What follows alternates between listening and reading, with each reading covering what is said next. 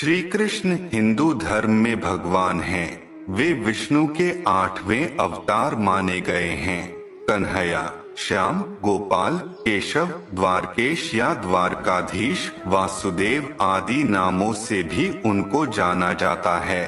कृष्ण निष्काम कर्मयोगी, आदर्श दार्शनिक, स्थितप्रज्ञ एवं दैवी संपदाओं से सुसज्जित महान पुरुष थे।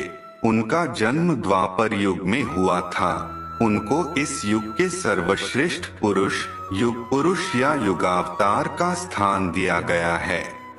कृष्ण के समकालीन महर्षि वेदव्यास द्वारा रचित श्रीमद्भागवत और महाभारत में कृष्ण का चरित्र विस्तृत रूप से लिखा गया है।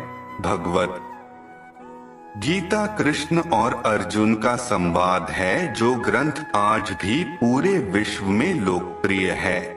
इस उपदेश के लिए कृष्ण को जगत गुरु का सम्मान भी दिया जाता है। कृष्ण वसुदेव और देवकी की 8वीं संतान थे। देवकी कंस की बहन थी। कंस एक अत्याचारी राजा था।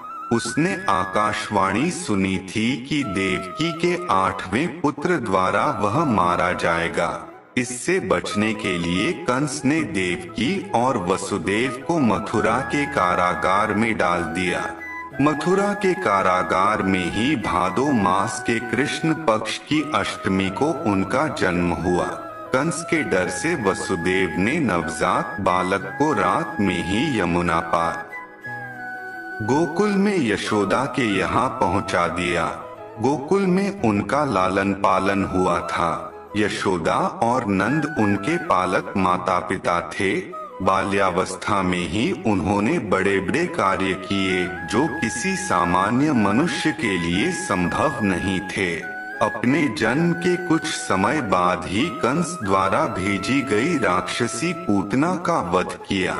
उसके बाद शक्तासुर, तृणावर्त आदि राक्षस का वध किया।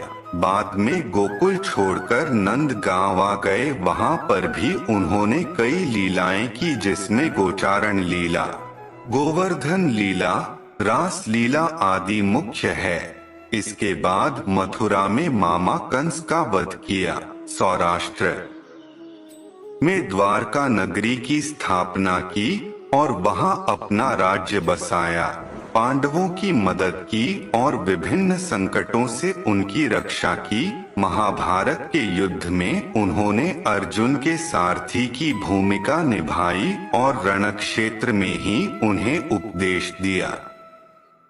124 वर्षों के जीवन काल के बाद उन्होंने अपनी लीला समाप्त की।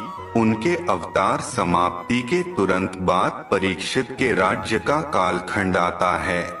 राजा परीक्षित, जो अभिमन्यु और उत्तरा के पुत्र तथा अर्जुन के पौत्र थे, के समय